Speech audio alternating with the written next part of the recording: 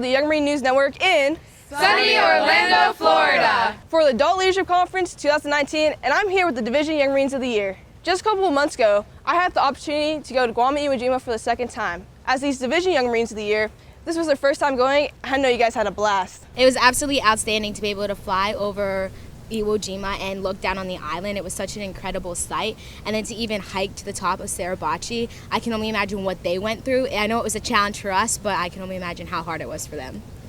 On top of the island, it was really cool and humbling to be able to see all of the different monuments that were on top of Mount Suribachi and see the site where the American flag was originally raised. And I could only imagine how motivating and uplifting it was for the Marines on the island to see that. And then we went to the reunion of honor ceremony where the two sides, Japanese and Americans, came together to ensure that nothing this detrimental would ever happen again. And both bands came together, which was unique for this year. And then they played Amazing Grace and they sang it, and that was super special. I love that song so much. It was one of the times that made me choke up. But some of us Young Marines also had the opportunity to represent the veterans by holding wreaths and representing the freedom that we have and the hard work they put in for fighting for us.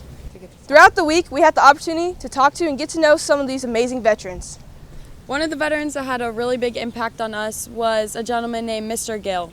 And me and Young Marine Sergeant Major Macy Ross had the opportunity to take a picture with him, and that's when we really got to know him.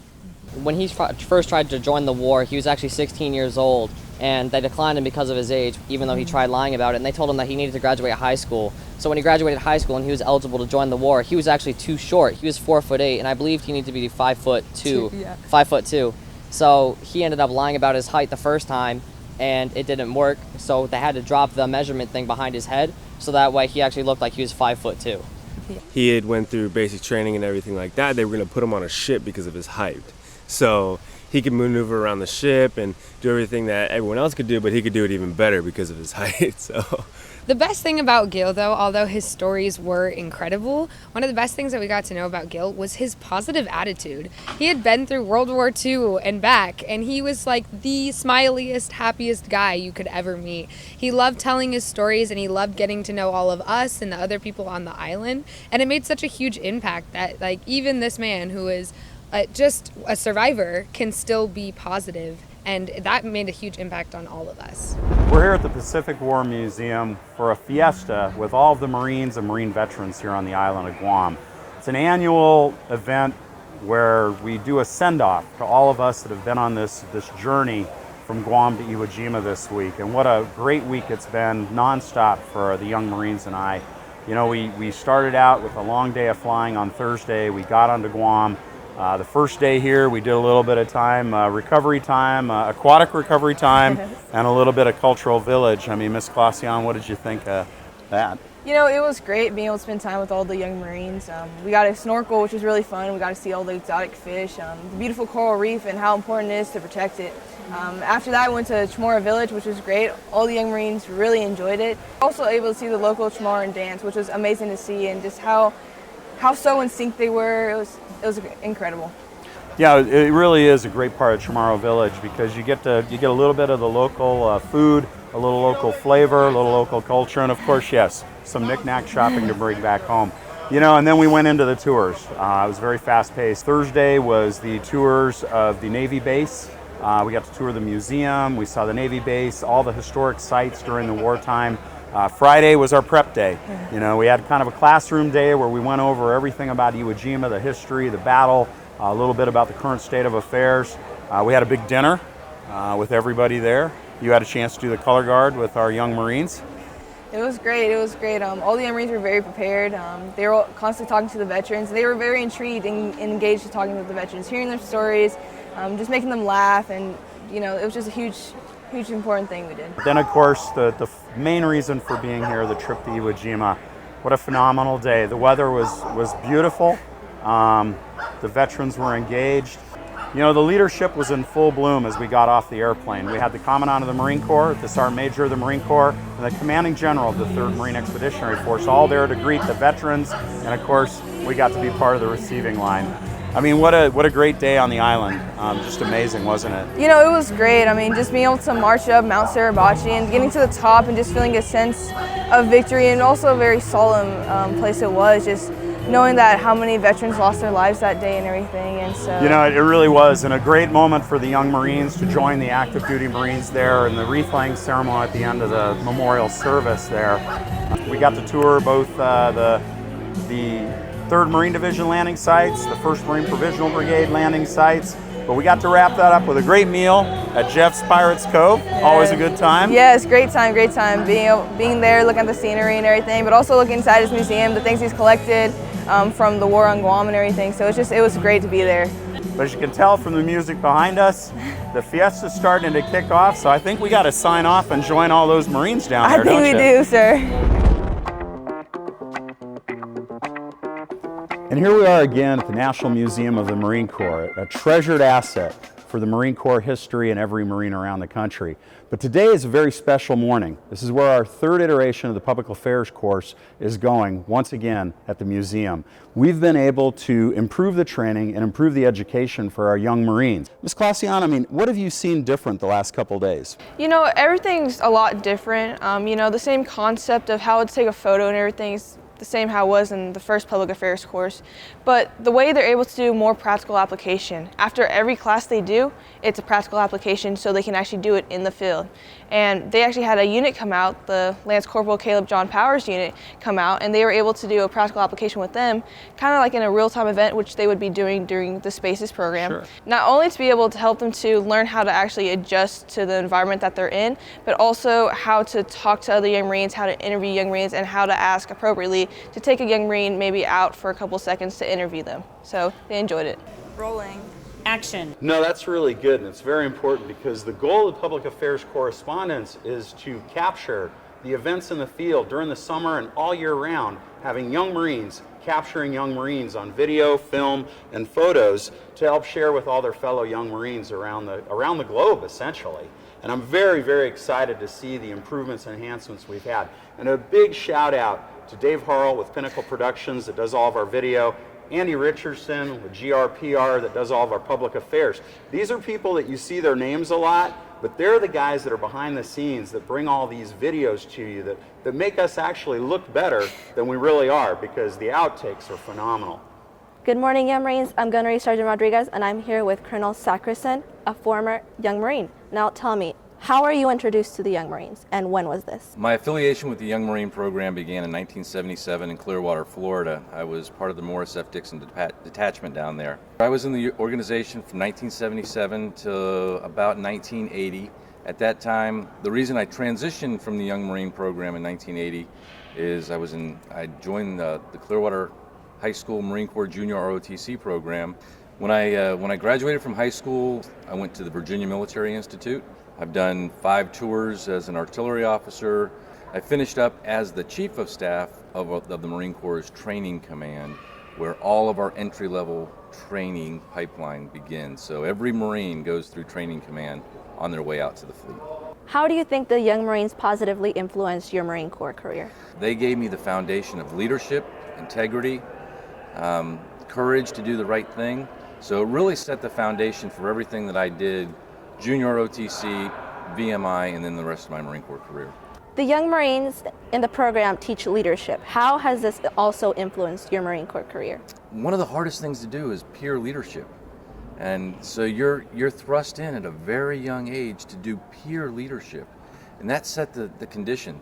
And I had leadership roles through the Junior OTC program. I had leadership roles at VMI, and I clearly had leadership roles in the Marine Corps. So to be able at that young age to immerse yourself in what leadership is, have positive examples of what leadership is, and then know how, and be able to apply it as you move forward through the career. Taking care of your people, looking out for their welfare, all of the things that we talk about was established back then. Thank you, Colonel. There you have it, Young Marines, a retired Colonel of the Marine Corps and a former Young Marine. Young Marine Gunnery Sergeant Rodriguez signing out. So we want to thank the National Museum of the Marine Corps again for opening their doors and allowing our public affairs correspondents, our adult volunteers, to have a practical application experience so that we can train better to capture the Young Marine story. In February, I had the honor to attend the Marine Corps League Winter Convention. It was such an honor to be able to meet all these Marines and just talk to them and get to know their experiences. It's an honor to be here at the Marine Corps League Midwinter Conference 2019. The Marine Corps League has been very helpful in volunteering with local Young Marine units. Today I'm here with retired Master Sergeant Bailey. He's a unit commander for Washington County Young Marines. Sir, you've been a volunteer for a very long time. What's one thing that brings you joy to the program? You know, my wife and I and another individual started this unit 12 years ago. And it's just, people don't really understand what it's all about but the Young Marines. The drug environment, you know, they have DDR, your drug demand and reduction, and first aid, CPR, and I just thank God I'm 80 years old, and I thank God I got the health I got, my wife and I, to travel and train with these Marines. I got 200 acres that my Young Marines train on. They call it the FAST Center. Can you talk to me how the Young Marines have had an impact on you individually? They're just all my family. Matter of fact, every Christmas I have a family dinner for all my Young Marines and their family, and all the families sit together at different tables. Mm-hmm. You know, this is what it's all about. We're family. Like I said, these kids are all my grandchildren. I love them dearly. So that's my life. I'm here with Commandant Webb of the Marine Corps League. Now, Commandant Webb, Marine Corps League has had a huge impact on the Young Marines. I mean, you guys started it in Waterbury, Connecticut. Can you explain how the Young Marines have had an impact on the Marine Corps League itself? I think it gives us a venue to be able to help the youth and stuff of this country. And also, I look at it in the future, some of my focus is to the younger Marines getting out today have had very terrible family lives because of the deployments that they've had. So a Young Marine organization can allow the family to work back together as a unit and be able to work in the community, and it enhances the relationship and stuff of the family. Teamwork is very important in the Young Marine program. We use teamwork everywhere, inside the Young Marines and outside the Young Marine program. Can you talk about how you guys use teamwork in the Marine Corps League? That's one of the things that I've reinitiated in my tour of duty, is to bring back the teamwork and stuff of the entire team. When we were in the Marine Corps, individuals did not work. We had to be a team. So I went back again to my old NCO manual, and it talked about teamwork, bring everybody on board. Everybody has a voice, but after a period of time you have to have one voice for the team, and so we develop that and go forward. Yes, and I think that's very important for not only the Marine Corps League, but everyone to understand too, that you come together as a team, but ultimately you come down to one decision, and so I think it's very important. We are so grateful for the Marine Corps League because this year we are celebrating our 60th Young Marine anniversary. And the Marine Corps League has helped excel the Young Marine program in many ways possible, and we are so grateful. Thank you so much. You're welcome. You know, and it's so good for you to be there because the Marine Corps League really is our largest supporter around the country, and the people that founded us 60 years ago today. And it was also the day of our board meeting that you got to attend. And I think that the board members really appreciated the input from the National Young Marine of the Year and the things that you told them about retention and recruiting. It was an honor to attend the board meeting, just to get to know what it's like at the higher levels of the organization, and to be able to give some input, and also to be able to understand what they actually do. And a special event at this board meeting was the signing of the documents memorializing the Young Marines as a Vietnam 50th anniversary commemorative partner. In fact, Young Marine Clausion was able to provide the Vietnam service pins to several of the board members who served during that period of time. That was just amazing. It was, and just being able to be there and handing it to all of them. I even have a personal experience. General Fields gave me a pin because my stepdad was a former Vietnam veteran, and so I was able to give it to him at my home, and he really appreciated it. That was awesome. That's one of the first pins that we delivered after the signing of the commemorative documentation, and then we discussed that at the Marine Corps League board meeting, and here at the Adult Leaders Conference, we recognized all of our Vietnam-era veterans with their own personal Vietnam commemorative pins that the Young Marines of the Division Young Marines of the Year and yourself handed out. And Young Marines, it's your mission to recognize all the Vietnam veterans in your family, community, and unit. You can find out more information in this month's issue of the Esprit magazine and on Young Marines social media. which finds us here in Orlando, Florida for the Adult Leaders Conference 2019. And again, as always, it is jam-packed from evening events, all-day classes, and great opportunities for interaction between units from across the country. So welcome to the Young Marines National Adult Leaders Conference. We're here in Orlando, Florida today, and we're about to take part in our social breakout session for our very first night at the event. It's a great atmosphere and it's a great place to join not only fellow Young Marine alumni, but the current candidates for National Young Marine of the Year, as well as adult leaders from all over the country. Signing out from the Young Marines News Network, this is former National Young Marine of the Year, 2013-14, Dakota Orr. And we're excited this year that almost half of the participants had not been to an Adult Leaders Conference in over 3 years. So they're getting that great training, those great classes from several phenomenal guest speakers.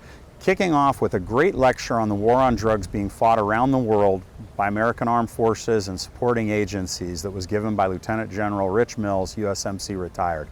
We also had a wonderful afternoon session about the power of volunteering by Mrs. Ellen Dunford, the wife of the Chairman of the Joint Chiefs of Staff. During the day we had other great classes and updates about how Young Marines are going, and at night we had a class about 4 lenses about understanding your own personality type and how to work well with others. We started the week with a fun team building activity in an escape room. We all escaped with 10 extra minutes to spare. There will be a few more classes on Saturday, and then we got to give everyone a little bit of break in the action so they can get ready for the culminating event, the annual awards banquet, where we will recognize the units of the year, the volunteers of the year, and then we announce the new National Young Marine of the Year. We started off today with a media training course for the Young Marines. As senior Young Marines, it's our responsibility to spread the Young Marine message, and this training helps us communicate our message better. And I know the Young Marines had a lot of great highlights. The escape room sounded like a blast, and I know you have a couple more things to do, but one of the highlights for me was how we kicked off this year's icebreaker, and I hope that all of you got to see it, and if you didn't, go to YouTube, go to our Facebook social media, and go watch Joe Everson paint the Iwo Jima flag raising while singing the national anthem.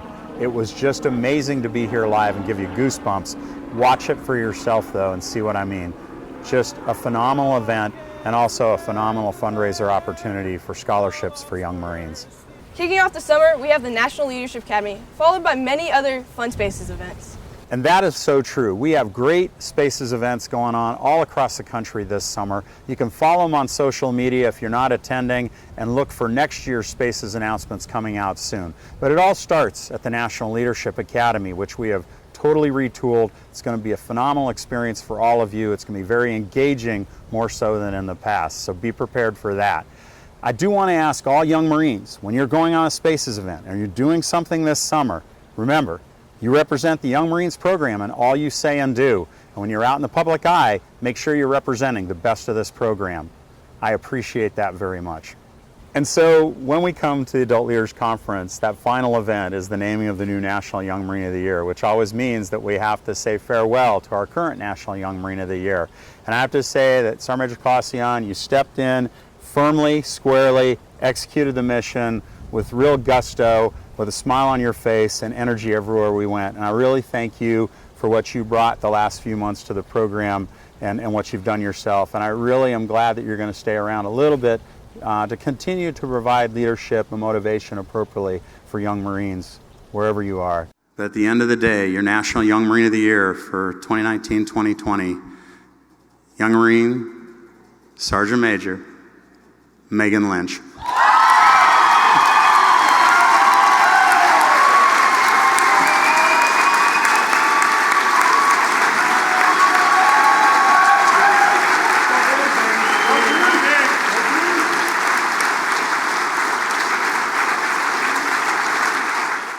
It was such an honor to be able to travel and meet so many Young Marines. I'll never forget any of y'all, and I hope to see y'all very soon.